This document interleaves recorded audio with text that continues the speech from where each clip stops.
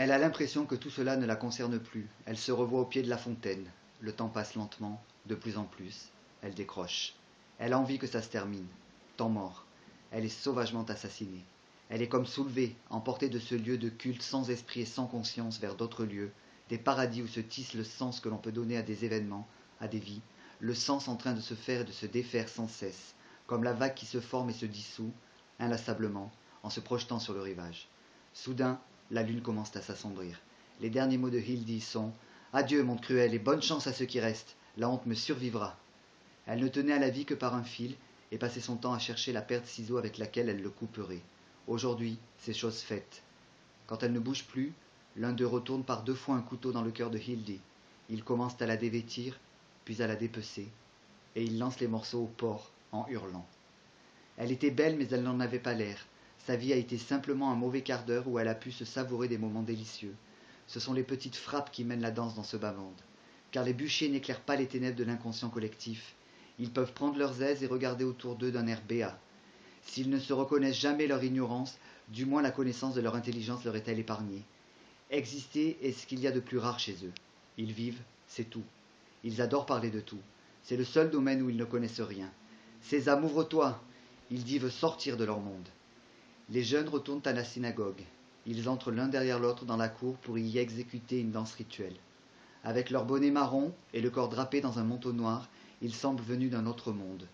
Le commandant Sergico, au chef ceint d'un turban blanc, marche derrière les autres. Les jeunes danseurs prennent place l'un après l'autre dans la cour. Tout est silencieux.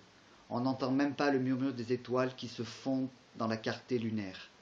Le commandant étale une peau de mouton au pied de la fontaine, s'assied en tailleur et les danseurs l'entourent en priant. Commence alors une improvisation sur une flûte oblique qui fait frémir la nuit.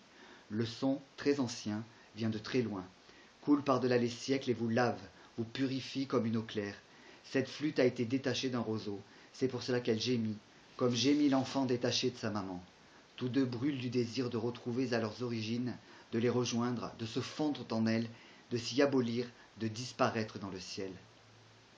Comme des morts qu'avait ressuscité le son de la flûte, les jeunes danseurs ôtent leurs manteaux et se mettent à tourner.